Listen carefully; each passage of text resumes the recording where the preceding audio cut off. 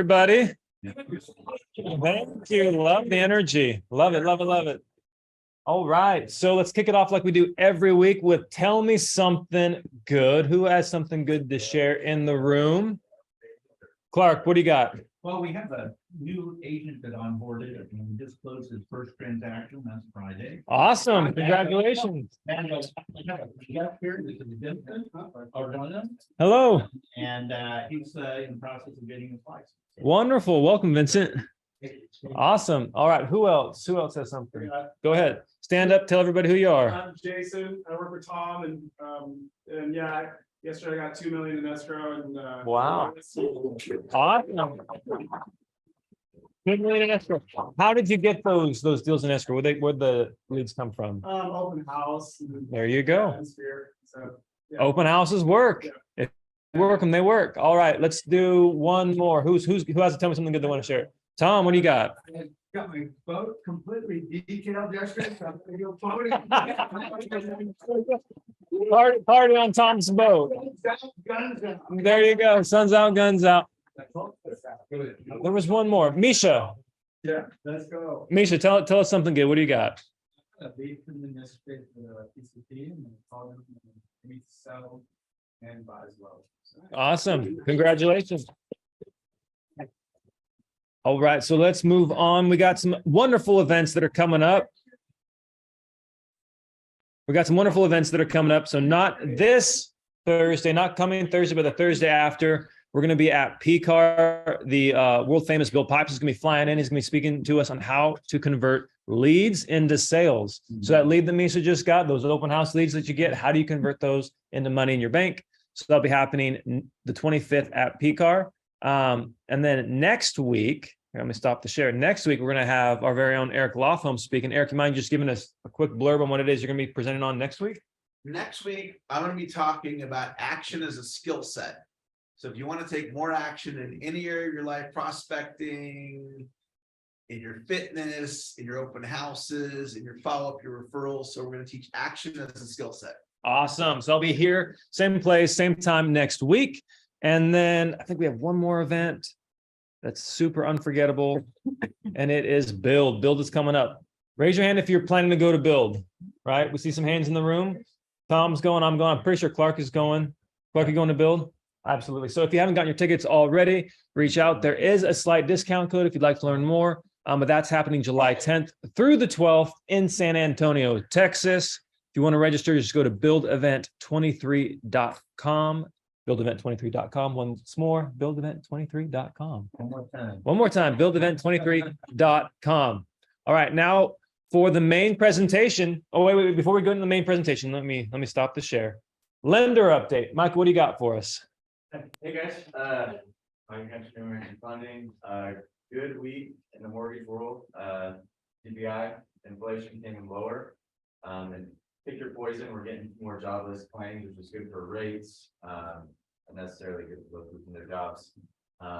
And another good news on the mortgage side of things is the FHFA was going to implement more LLPAs. Have been a hot topic lately. They were going to impose additional LLPAs on any loans over 40% DTI, any loans sold to Fannie or Freddie. Well, the mortgage world pushed back for you guys, for the clients. We got that rescinded. So Fannie Mae, they won't be imposing those. So that's good. So in realtor speak, what does that mean? That means they're not going to, their clients, if you're over 40% debt to income, you're not going to have get penalized. Yeah. They're going to be penalized in cost or in rate. And so as an industry, we pushed back and we got that removed. So that was good. That's a tell me something good right there. Right. And Fannie Mae actually just came out with a survey. It's the HPSI. And for your guys in realtor language, basically consumers are having a positive look on rates for the rest of the year. It's been the highest level. This survey is the highest level since May of last year. Oh, wow. So even consumers are starting to have a positive outlook. That's good. So yeah, good stuff. Rates are on the decline. Should be a good summer for rates. Awesome. Yeah, and so if you guys have an additional plug, if you guys have any investors that are kind of stuck in those hard money loan situations that are coming to maturity, we have some outlets that have been helping those investor clients refinance out of that. So if you want more information, just let me know.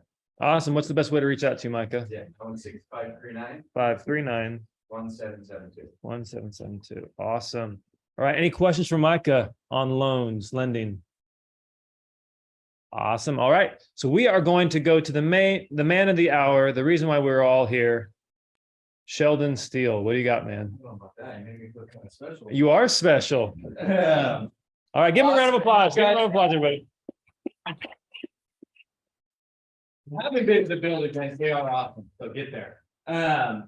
My name's Sheldon Steele. I have been in the real estate industry for 18 years now, on a bunch of different sides of it. Everything from residential sales, a lot in the ag and land trend sales. And then on the investment side, lots of fix and flips. Hooked up with Blackstone for a while, did quite a bit with them and had the pleasure to underwrite, acquire, rehab, and sell hundreds of millions of dollars of real estate over that period. I know Tom was in on that ride with us back there, but that journey and really kind of the work on the investment side led me to Micah. And maybe you can kind of come up, give everybody a little bit about your background, and we'll just dive into this thing. I'll jump on this side. Nice to meet another Micah, by the way. That's right. That's rare. I've been in the building space now for the better part of 15 years, built everything from large commercial buildings all the way down to ADUs, and that's really our focus today. I've really had a hyper focus the past couple of years with ADUs. To kind of give you some insight, a team of 4 guys here in Sacramento. We ran some Facebook and Google ads last year in 2022. We did $57 million of ADU building. It's 267 ADU units built last year, which is a bunch of building. That kind of gave us an indicator of where the market's going. And so why we need you. Yeah, no, absolutely. So before we kind of get into, we'll kind of dig into some of the elementary part of this and then how this really ties into you guys as agents. I know for at least one of you in the back of the room, this will be a little bit of a repeat here today. But, you know, really realizing that agents are the genesis of so much business out there is why we exist, you guys. It would have been so much easier, right, for us to go rinse and repeat, create another direct-to-consumer company, but that limits the amount of people we can serve. So we really wanted to look at this from a different approach and how can we provide value across the board. So in doing that, why don't we hit Johnny? I'm going to have to rely on you because this thing's is dead. Why don't you kind of give everybody a little insight as far as what Buildry is and kind of how we function and why we exist? Yeah. So basically we're a relationship and technology platform.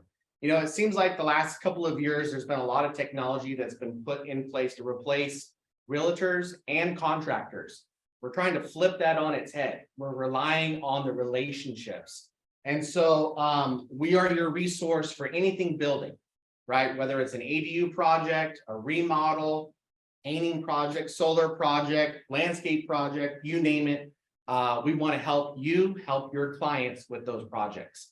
The beautiful part in all of that is for the first time, you're now going to be compensated for handing over that potential project. And we'll kind of get into the weeds of what that looks like and how that works. No, that's exactly right. I mean, I know as agents out there, right, you guys have handed off lots of business contractors and usually you make that introduction and then you cross your fingers and you hope and you pray. And oftentimes you hear nothing back, right? So it's really, that transition isn't that smooth with that process, and we'll kind of dig into it a little bit later. You know, we're keeping you guys as the center and the focal point in that. You're going to get copies of these bids. You're going to be involved in that process and be kept up to date all the way through it. But as we dig into this, right, obviously ADUs kind of being the flagship, the hot topic. Why don't we start on some of that and you can kind of dig into the basics. Who here is aware of what's happening in the ADU market? If you've seen stuff with ADUs, you've seen ads, people are talking about it, you've seen the Facebook post, there's a lot of movement, right? There was 125,000 homeowners in California last year that built ADUs. That number is expected to triple this year. There's a lot of building happening. So let's talk about what an ADU is and a couple different ways that you can build an ADU. So ADUs typically are going to range anywhere from 150 square feet all the way up to 1,200 square feet. There's a handful of counties in the state that will allow us to build a little bit bigger. That's very rare. So 1,200 for the most part is our cap. The most common that we see 9 times out of 10 is a detached ADU. So that means it's 6 feet away from the primary dwelling, 4 feet away from the property line. I say property line, not fence line. Seen that mistake? Don't do that. It's not a fun conversation to have. So regardless of the reason that your homeowner may be building an ADU, everybody is hyper aware of what's happening in the rental market. So even if they're building it for mom today, they are having the conversation about this being a rental later down the road. So that's why detached ADUs are the most common. The second most common is going to be a garage conversion. The main driver here is cost, right? So part of the structure is already in place. So the cost to do a garage, conversion is going to be significantly less than building a brand new structure from the ground up. From there, you don't see as many of these now. So attached ADUs, not very common. Again, for the main reason of being able to rent it later down the road. Interior upper level is very rare because of the cost of engineering. Garage conversion or above garage conversions. This is a little bit more common.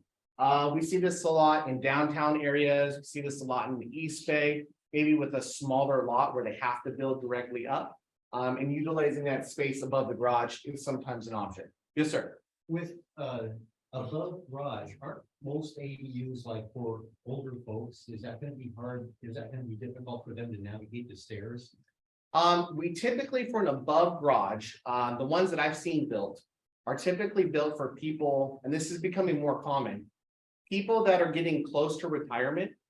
What they're wanting to do is build the ADU, live in it, rent the primary home. The second most common reason that we see ADUs being built, and this is, I'm kind of jumping ahead a little bit, is actually for the kids coming back from college. Yeah. Somebody said it. You're not the first to have that reaction. We were always shocked to hear that too. But yeah, it's true. It is the second most common reason that we see them. Kids coming back. So, and then the last one is the interior lower level. In the state of California, good luck digging.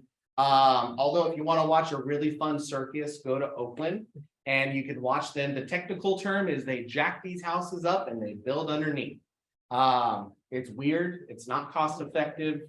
You got to really want to build to do that one. So very, very rare. But for today's purposes, detached and garage conversions are going to be our most common that we're going to talk about. Yeah, and even, obviously detached being the most common, and you mentioned the garage conversions.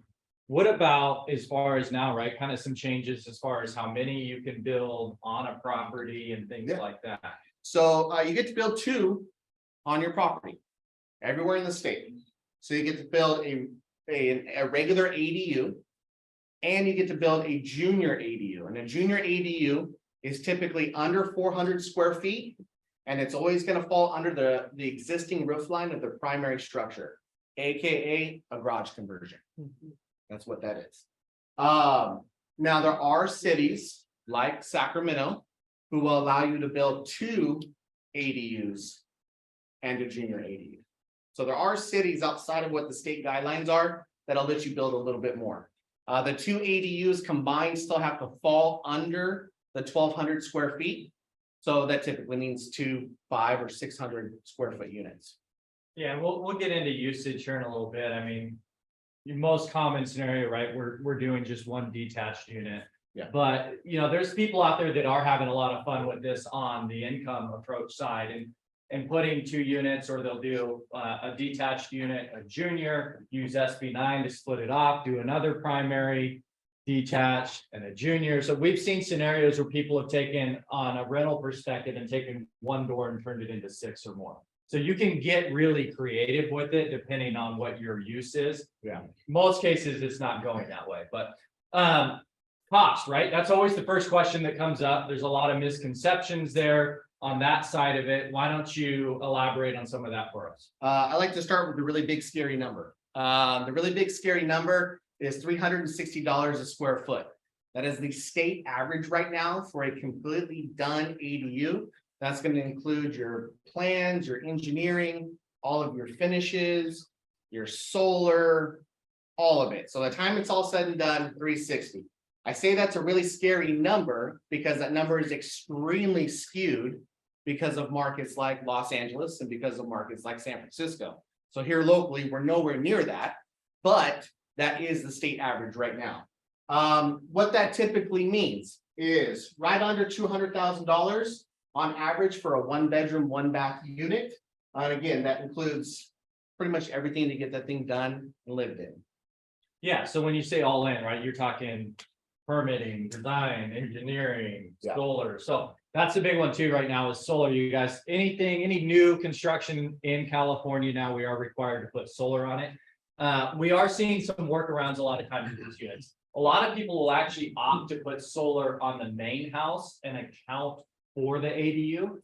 Tends to make a lot more sense from a financial perspective than putting a small, 2 to 3, 4 panels on the ADU itself.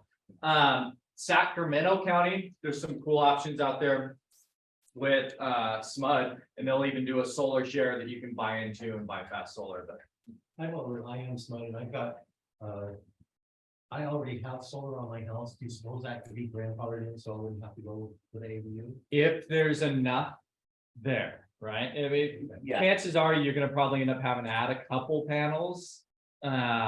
Which is still significantly the more, It's beneficial. gonna way be to more go cost financially. effective and Yeah. yeah. So, right, that is the big scary number, the all-in. Why don't we slide over? There we go. So what does that look like? Yeah, so typical build, so the average build that we're seeing right now, is 504 square feet. This is typically a 14 by 36. So 1-bedroom, 1-bath, full kitchen, full bathroom, it's got a laundry. Most of the time these are on our concrete slab foundation, mini split system for your heating, air conditioning. All of your finishes, design, architecture, build out, solar, average price on that is $181,440. Right, so fighting a lot of misconceptions there, right? These things aren't the $50,000 units that you've seen online back whenever, but it's interesting to see why people are building these, right? We kind of touched on some of it before. About 92% of our builds fall into one of two categories. It's either people building them for aging parents, right? Especially coming out of COVID, everybody's terrified to put grandma into a care facility. And we'll tap in a minute on the cost advantages of that. And then, as you mentioned earlier, the other part is kids coming back from college, which that one really surprised me. My parents are very nice. I don't think they were quite that nice, but that one was really eye-opening for me. I figured going into this, hey, the vast majority of this is going to be built from an income perspective, and there is still people out there taking advantage of it. This exact model, actually, we have a gal over in East Sac, and what is she getting for rent on that right now? This exact same thing, 504 square feet in East Sacramento, she's getting $2,300 a month. We have another one, the exact same model in Citrus Heights, she's getting $2,200 a month. Monster rents. So when you look at this average cost, and about a $200,000 average cost, and Josh will speak to this in a minute, you're going to see about a $1,500 to $1,600 bump a month in payment. So when you start considering, hey, I can rent this for $2,200, $2,300 a month, right? You're definitely getting within that 1% rule, which is incredibly difficult to do in the state of California. It makes a lot of sense. When we start comparing that to rent for your average apartment or your house, when we start to look at it versus a $6,000, $7,000, $8,000, $9,000, $10,000 a month care facility, all of a sudden financially, it starts to make a lot of sense from a use standpoint. So as you mentioned too, we're even seeing some people that are starting to get older, moving into these units, renting out the main house, covering the cost of everything and traveling and having their fun. But now that we've kind of painted a picture on cost, and what that looks like, Josh, why don't you come up and you can kind of give everybody a little insight on what it's looked like from the money access side. glasses. Yeah, yeah, I'm having time reading it. Oh, Right. Let me tell you a little bit about myself. Josh Bartuka. I've been in the mortgage industry since September 2001. Kind of an easy date to remember if you guys remember that, right? It was literally a week before 9/11. I started this August, I think it was, of last year, and I quickly realized that there was a disconnect on the financing. Because when we first started this, we literally thought it was going to be under traditional, the second one down. We thought it was just gonna be a bunch of cash out refinances, right? This is gonna be fantastic. I'm gonna roll with it, right? We'll do 10 to 20 cash out refis. Until you realize everybody refinanced a year before and they've got 2.5. And nobody wants to touch 2.5, right? So what ended up happening is it really turned into that second. And what I realized as I was talking to a bunch of consumers, customers, nobody understood HELOCs. They didn't understand HELOCs, they didn't understand HE loans. And they just didn't know how this stuff works. So, and when you go to, say, a credit union, well, you don't really get a professional person to talk to you about it. They're all done through call centers, right? You don't, like Golden One doesn't have their mortgage guy send you off to a different area. And then you're just talking to some guy, wherever this person may be. And that person doesn't really have a vested interest in whether you know all the information or not. They're just kind of taking the phone call, blah, blah, blah, blah, blah, blah. Yep, thanks, take care. So there became a need for a finance director. There became a need for someone to take in these people and say, okay, here truly are your options. And this is what they look like. Let's put it all on paper and figure it out. So the HELOCs are the biggest ones. And I don't know if you guys, I'm going to give you a little bit of info, just so you know. HELOCs, HE loans are the two, right? And people can kind of, like I had someone in the mortgage industry the other day go, well, this place only offers adjustable rate HELOCs. I said, well, yeah, all HELOCs are adjustable rates. That's kind of how they work. HE loans are fixed rate seconds. That's where you go into that. But the problem with the fixed rate seconds is they don't do 30-year terms. They're 20 years or less. So again, it was just about educating the people. Construction loans are great. Problem with construction loans is they're midterm loans. You've got to do something with them at the end for most of them. So you can have that great low construction loan, and then at the end, you either got to refinance or do a HELOC or a HE loan, right? The fun one really is this one here, the new options. Loans based on future value. So there are now a couple of companies, and there's not many, literally a couple, that will actually they'll do an appraisal, and they'll give you two values. They'll do a subject to and an as is. So the as is obviously is the one we always want when you're realtors and you're getting an appraisal done for your person. Nobody wants subject to. But in this case, you do. So the subject to allows them to lend on that value and lend up to 90% on that value.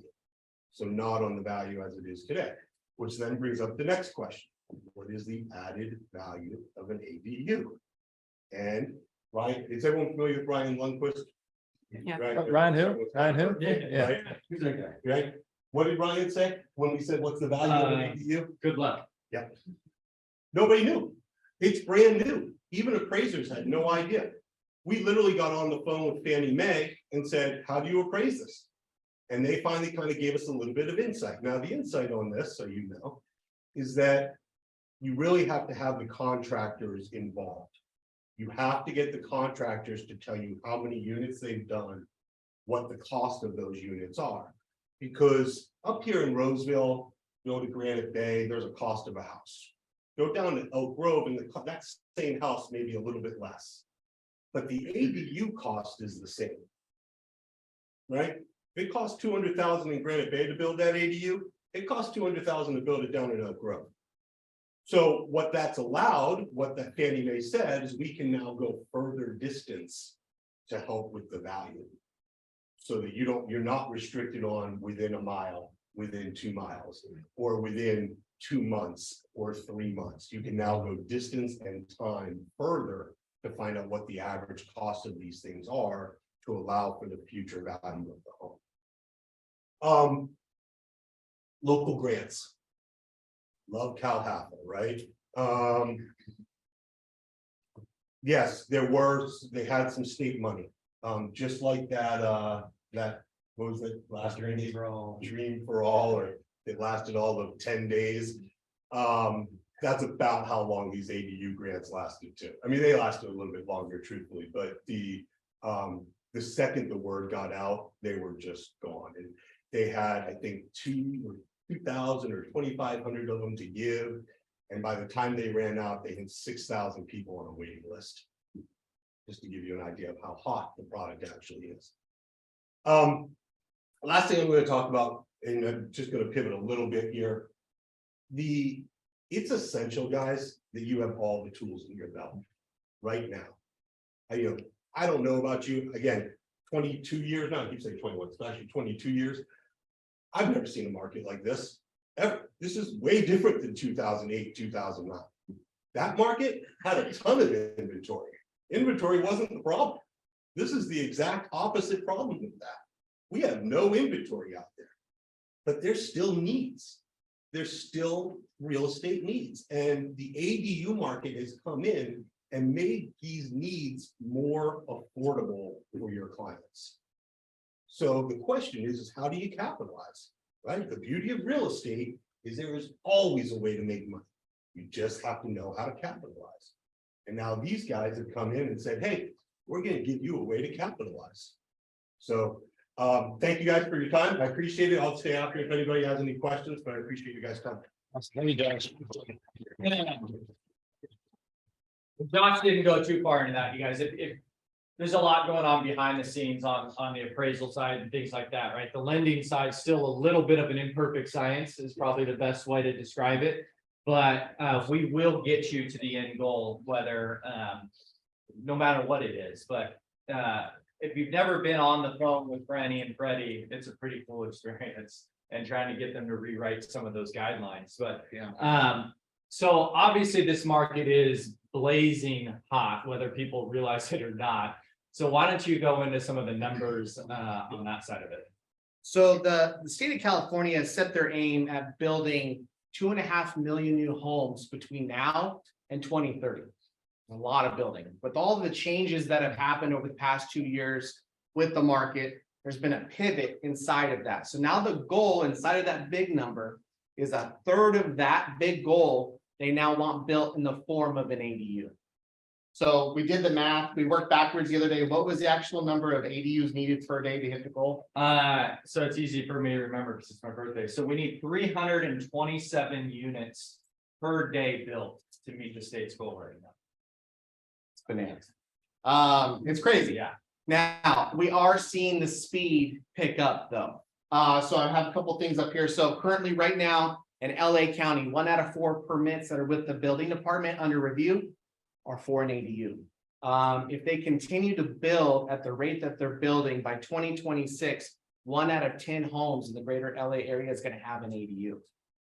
That's super important for us here locally, because that model that they're using is being replicated throughout the entire state. Right now, oh yes, sir. Are you finding the time frame for permits in LA? You're aware of that at all? Yes, we're gonna touch on it in just a second. There's some new law changes that are kind of kicking these building departments a little bit.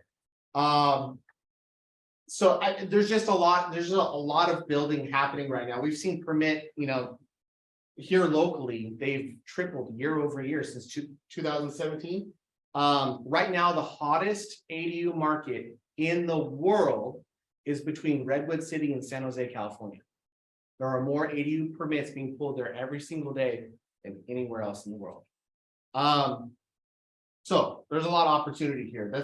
No, I mean, that's exactly it, right? Yeah, you can go to the next one. Yeah. This is something, you guys, that the state of California is getting right. Yeah. And they're taking some really cool models out of parts of Australia and parts of Canada, where we'll see cities and counties and things like that, where the one they're actually using out of Canada is really cool. 68% of homes will have some form of ADU, right? And this is what they're grasping at and trying to replicate here. the state really does see this as one of the solutions to the housing crisis out there on both the affordability aspect and lack of doors aspect. So this year, January 1 is really when the doors got kicked open on this thing with some of these law changes and permitting timeline, stuff like that, as we just mentioned. So why don't you dig into that for us? Yeah, so that's one of the big ones, right? So January 1st of this year, the state was kind of paying attention to what was happening on the building side, and a lot of homeowners were getting discouraged. Homeowners would sit and wait 8, 9, 10, 11, 12 months plus waiting for these permits. So last year, the state stepped in and said, okay, building department, you have 60 days to approve this ADU permit, which we all thought was great. What we found out is they took that as a green light to go, okay, on day 58, denied, start back at day 1. So the state stepped in again this year, January 1st, and said, okay, new law, you now have 60 days to approve or put in writing why you're not going to approve this ADU permit. This had a massive impact immediately. People that have been waiting on permits for over a year got permits within 2 weeks. It started moving real quick. This also is causing massive effect. San Diego just had to hire 2 outside agencies for $5.5 million to help approve and process ADU permits in order to stay in compliance with the state. There's a lot of building happening. So that's really exciting. One of the other big changes that we've seen, height restrictions defined. This was different all over the state. Just going to touch on this briefly. 16 feet is allowed anywhere in the state under any circumstance. That's going to get you your 1-story potential of a small little loft, right? The other thing that they've done, 18 feet is now allowed if your primary structure is 2 stories or if the house is within a half mile of public transit, right? Bus stop, light rail, train, whatever it is. That's going to get you a potential of a 2nd story. 25 feet's pretty rare, but I do want to touch on this one. This last one, unpermitted work. All of us spend a little bit of time at home the past couple of years, and some homeowners got ambitious and got creative and did some projects that they may not feel very comfortable about the county hanging around, and forgot to pull some permitting paperwork for some projects that they did.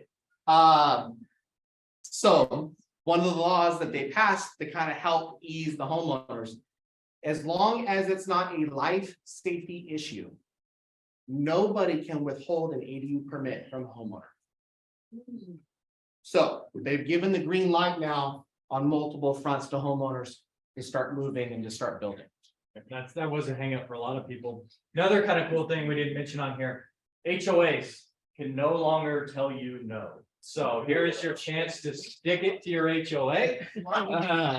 You do still have to comply with design guidelines and things like this, but in the past, that was a big hang up for people. States came in and said they can't do that anymore. And I mean, the state's they're putting their money where their mouth is on this. I mean, Huntington Beach is pushed back a little bit. State immediately took them to court. So there is a lot of political pressure to really push these things through right now. And some of these don't seem like that big of a deal, but they are having real world impact on people right now. I know just the permitting timelines. We inherited some people in Rockland down the street.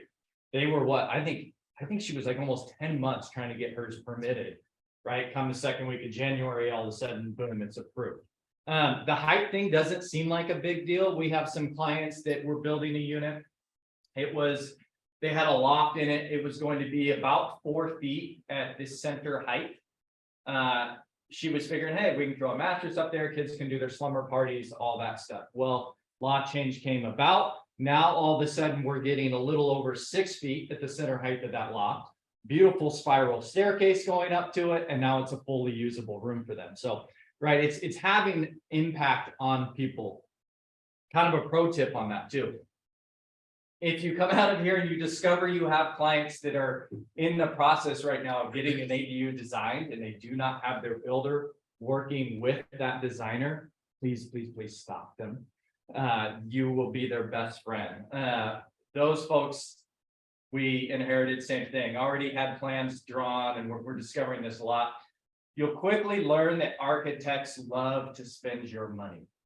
They will draw anything you see on Pinterest, and with really no regards to your checkbook. That one in particular, they had probably one of the coolest designs. It was a 30-foot glass wall, fully collapsible glass door, opened into the pool, into the golf course, stunning, right?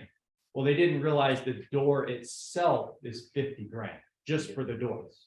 So we were able to rework those plans for them. They're now getting a 10-foot tall sliding door, actually 2 of them. It's gonna still have a 12-foot gap, giving them that same feel, flow in and out. The rest of the wall's all glass. So they've got the exact same aesthetic and feel of everything, saved them 40 grand.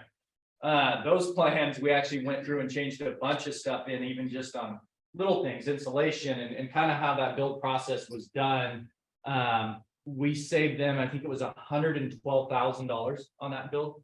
We were able to knock off by having the architect work with the builder. So kind of a bummer, they had to spend another $10,000, $12,000 to get the plans redrawn, but they were happy to do that to spend the 100 or to save the 100. So Yeah. there is stuff out there that is having impact. I did forget to mention that couple slides ago. We gave you that 504 square foot model. Probably one of the most common ones we are building right now. Yeah.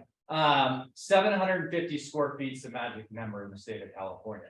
If you are 749 or less, it's going to bypass impact fees.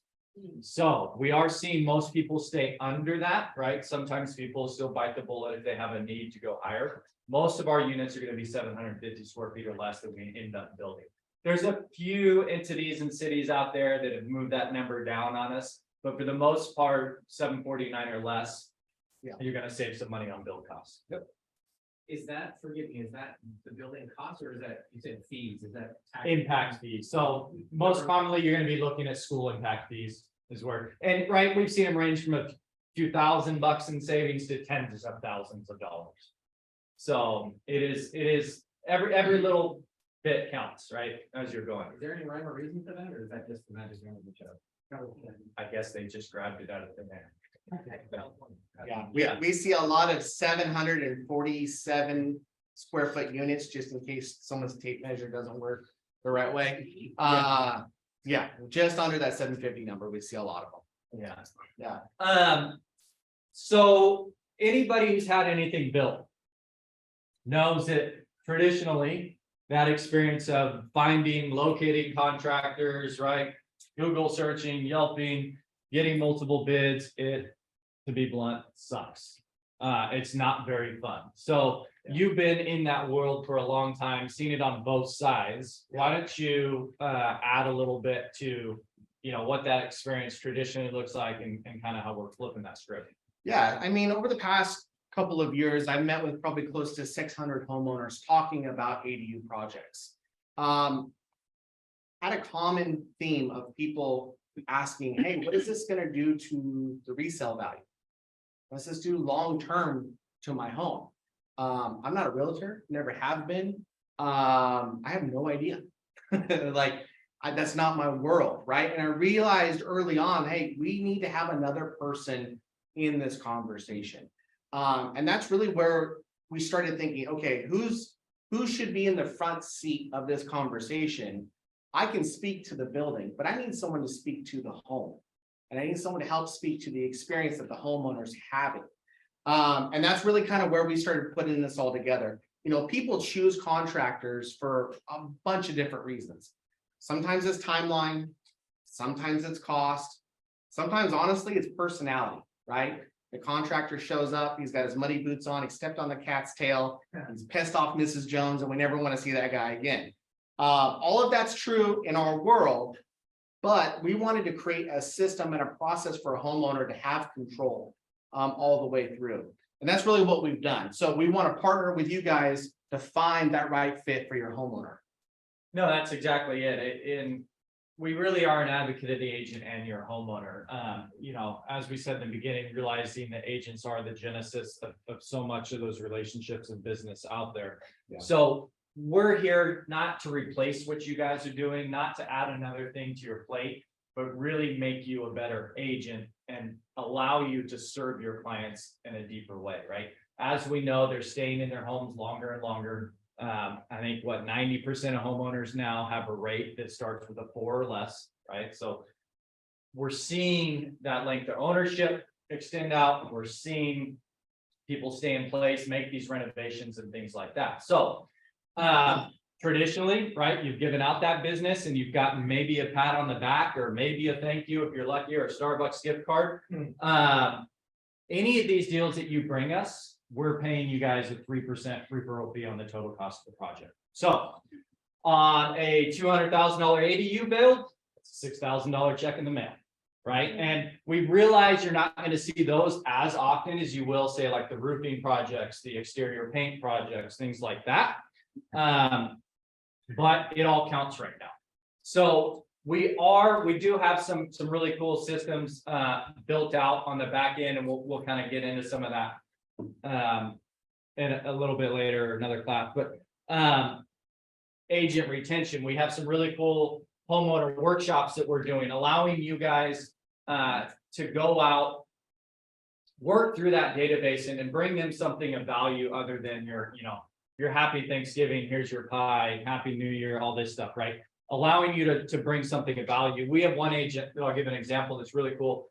If anybody still out here does door knocking, right? It's still old school in that method. That's his thing. He door knocks his farm religiously. Went through one of our classes, came out, switched up his script a little bit. And, if it's the immediate, hey, I'm saying I'm not doing anything. Well, hey, you heard about ADUs. You need something done with your roof. All of a sudden, door opens, conversation changes because he's bringing something of value. So realize the need there, right? Now we've built out some classes where we're allowing you guys as agents, bring your clients in to a class. We're going to elevate you at the front of that, right? You're going to come out with a full ADU report on their property. And we're going to walk them through it step by step with you as the centerpiece of that, right? We have some really neat things in there built out also where when you do, everything's as simple, you guys, as submitting it through an app. We have an app you download and put the lead. It also locks you for life with that client. So if they do a project now, if they do a project with us 5 years from now, we're tapping you on the shoulder, grabbing you and pulling you back into that conversation, right? So it really is about helping as many people as we can and putting the agent at the centerpiece of that relationship. So why don't you tap in on, I think, kind of a little bit of that next class if anybody wants to go further, and then we're We're one of only 2 companies that train on ADUs, specifically 2 realtors in the state of California right now. The other one, you will have to fly to San Diego. You will have to spend the day there. That class is, I believe, $800. And they're just going to give you the nuts and bolts of how you're going to build an ADU. We actually don't focus on how you build an ADU. We focus on what your clients want, what they're building, how you assist them, how to market to them, and how to use our system. We want you to be a part of what we're building. So anybody here, we want to invite you next week, absolutely free. There's blue cards floating around. There's a QR code. You can go to the website, you can get registered. This is going to be on Zoom. It's a 2-hour class. We get into the weeds and you can ask any questions you want, but we're going to roll everything out. When you walk out of that class, you're going to have marketing materials. You're going to have a system. It's plug and play. No, that's exactly right. We're going to take you from the moment of you have somebody that raises their hand, says they're interested, all the way through to that certificate of occupancy being issued. And like we said, right? I mean, not to sound like a broken record, the state sees these ADUs as a solution to the housing crisis. So we need to make sure that agents are involved in that ride, right? There's no reason that the contractors should have all the fun in this. So, knowledge is one thing, applied knowledge is something else. And that's really the goal of that, right? Is we're going to take you through, give you the tools, give you the marketing pieces to go out there and actually apply this knowledge to serve your clients better and put a little more money in your bank account. So that's really it. I mean, if anybody else has any questions, we'll stick around for a little bit. Oh, gosh. You're gonna stick around for a long time. You got tons of questions. So yes, that's gonna be the last one for this month. We haven't released June's calendar yet. We'll probably get that out next week. Next month's gonna be your last chance to kind of get a head start on the masses. We do have some big classes that SAR is rolling out and a few other boards, but so we make sure you shoot me your info and I can make sure to send it to you as soon as we release it. Tony, can you put it back here? Thank you. There you go. All right, guys, it's. Yes. So you do other projects too, like roofing, is there any projects? Yeah, Great question. typically, what makes the most sense for the contractor, what's gonna make the most sense for you? Kind of $10,000 is kind of the dollar mark that makes the most sense, 10,000 and up. That seems to be the magic starting point for everybody involved. One more time, Gurley, what was your question? I missed it. Just like they said, they do roofs and things, we could refer them for a roof job, but is there any project that's too small? So too small is 10 grand. Yeah, I mean, you're right, Okay. your little handyman stuff isn't gonna really make a lot of sense, right? We kind of steer you in the right direction. You know, installs is probably the more way to think it. I mean, we have everything from, you know, full rehab jobs going, roofing, windows, painting, landscaping, kind of a little bit of the gamut, but Yeah. 10,000 is usually gonna be the mark where it makes the most sense. And, you know, if you've got something you feel like, hey, it's kind of on the borderline, send it. And like I said, if it doesn't make sense, we'll steer you in the right direction. Well, the other thing I want to touch on, if you're gonna have an open house. And you have a property that is a potential candidate or you think might be for an ADU build. Let us know. We'd love to send a report to you for that property that you can have at your open house to stir the conversation with potential buyers. Cindy? So one thing my clients have encountered when they talk about this is the after build stuff, like, okay, if I'm gonna use it as a rental, what do I do about a mailing address for that person? Separate power, separate, you know, how, I'm sure every property is different, but it's funny, those little things actually scare them off. So do you help with any of that or have resources? We help with all of it, from the very beginning with design. If they don't have anybody that they're connected to on the design architecture side, we give them multiple options there. We help them find the right builder, the right design, and we have a whole team of people of resources we've pulled to make that as smooth as possible, because it is scary. A lot of people, when they start this process, they don't realize they're building a home. They are building a house, and most people have not done that yet. And so it's a different experience. So we try to make that as smooth and as easy. But yeah, we've encountered all those things. Yeah, I was gonna say, and the short answer to that is yes, you can do that, separate address, separate meter. And that is, in my opinion, the right way to do it. Yes, that seems to be, people want that when they go this route, but how they do that is. Yeah. So it's fairly easy now. I mean, most of these entities have created an express lane for us now, so we're talking pretty good. I like your, open house idea is brilliant. That's a great value add. In asking the question, am I wrong to assume that the biggest determinant is the size of the lot? So Is that the only, or how would you like? yes and no. So one of the things that I try to really encourage people is people see a lot and they get real scared, like, oh, you can never build. You would be blown away at some of the small lots that we've built on. I was telling last night somebody about a unit that we're just getting ready to complete. It's right behind Sac State. The largest unit that we could build width-wise feet, which is crazy, right? But it was for her parents that are moving here from Korea, and it's larger than what they were living in there. They were over the moon. Kids are over the moon. We built the thing. So I always tell people, pay attention to the offsets. If you can be 6 feet away from the house and 4 feet away from their property line, and there's enough space there to build something, let's look at it. Yeah, so is there anything else other than the size of the lot that determines that? Is it? There's a lot. There's a lot, but in most cases, it can be solvable, right? If we can't meet the setbacks, we can't build it. So I mean, typically, if we meet setbacks, there's gonna be a solution to most other challenges. Yeah, yeah, yeah. Are there any restrictions on parking and access to the ADU? Not yet. Not yet. That's something that we've been talking about and probably see in the future becoming something. But as of now, no. About how many projects have you guys done? Do you have ongoing, like, just, you can just scale? So what projects from Reading to San Diego?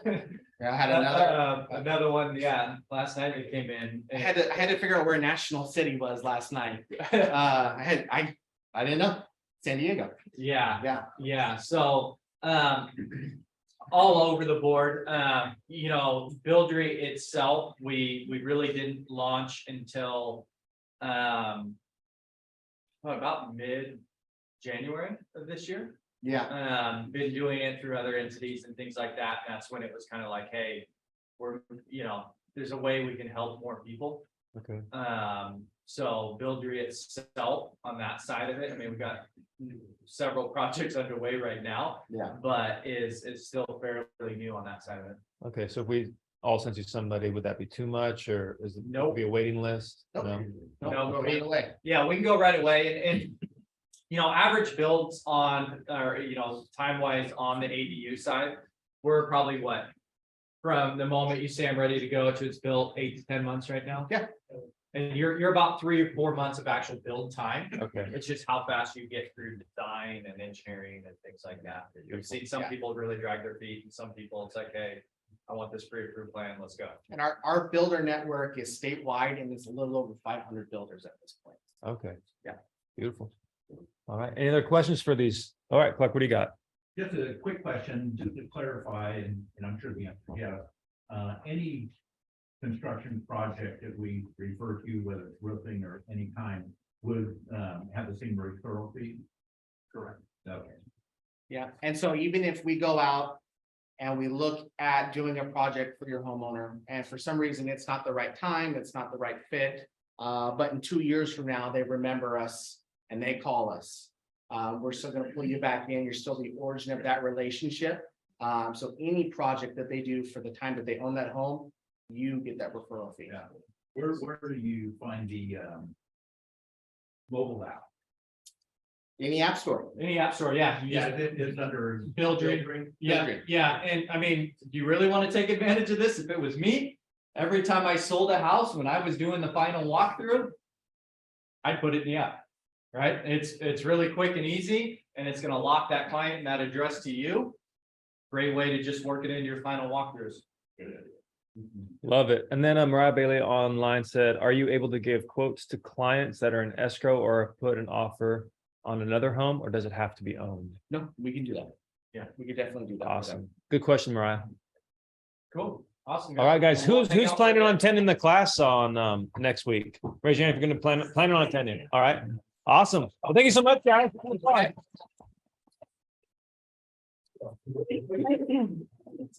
All right, well, that's all we have for today. Have a fantastic week. See you guys all next week here.